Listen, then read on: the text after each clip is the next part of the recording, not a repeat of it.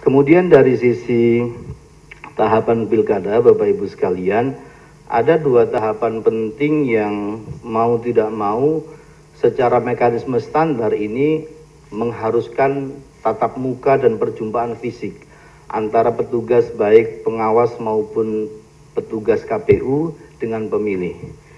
Satu yaitu tahapan verifikasi dukungan calon perseorangan yang secara tahapan itu berlangsung di 26 Maret sampai 15 April, jadi sekitar beberapa hari ke depan.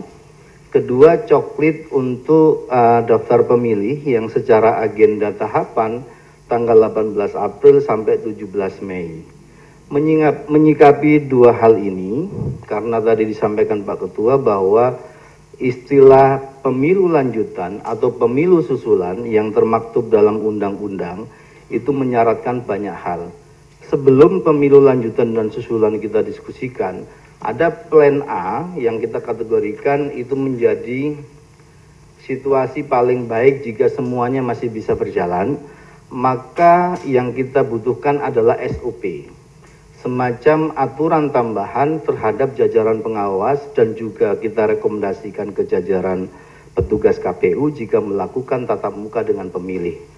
Misalnya dalam verifikasi dukungan calon perseorangan, maka jika tahapan ini tetap akan berlangsung mulai tanggal 26, jajaran kita haruskan untuk membekali diri dengan hand sanitizer, alat pembersih tangan, dan juga masker untuk mengantisipasi hal-hal yang tidak kita inginkan terkait dengan corona. Demikian juga ketika coklit dilakukan. Nah, ini mekanisme atau skenario pertama, sebagaimana kita sudah rekomendasikan ke KPU RI. Karena kalau kita bicara soal penundaan atau pemilu lanjutan atau susulan, domainnya tidak ansih Bawaslu yang bisa memutuskan. Banyak pihak yang harus kemudian memutuskan, dan saya mendengar informasi besok baik KPU, Bawaslu dan juga DKPP akan rapat bersama dengan Menko Polhukam termasuk mungkin Mendagri untuk mengambil langkah-langkah strategis. Jika poin atau skenario pertama tadi tidak berjalan karena perkembangannya, maka ada mekanisme pemilu lanjutan di mana sebagian tahapan tidak bisa dilakukan.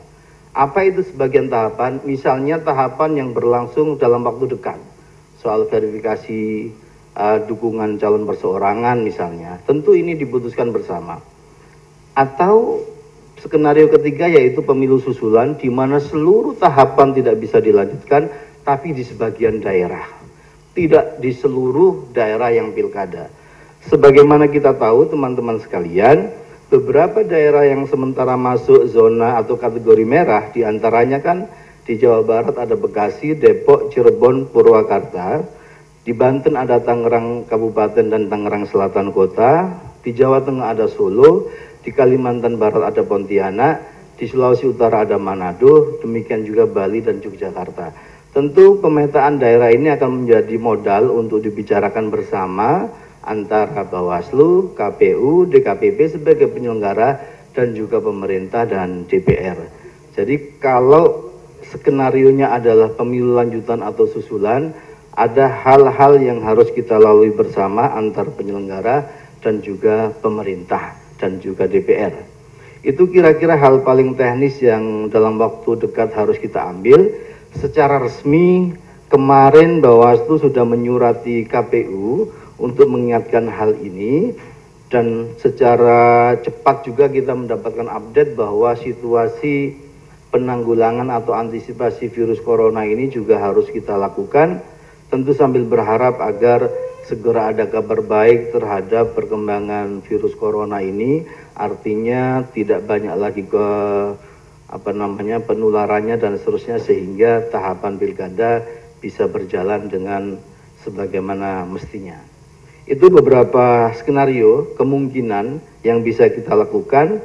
Sekali lagi, dalam konteks rekomendasi untuk pemilu lanjutan atau susulan, domainnya atau peta jalannya kita juga harus berdiskusi dengan pemerintah, berdiskusi dengan KPU, dengan Komisi 2 atau DPR, yang memang menjadi bagian atau satu kesatuan dalam hal jika ada perubahan-perubahan signifikan terkait tahapan sebagaimana diatur di pasal 120 dan 121 dan juga 122.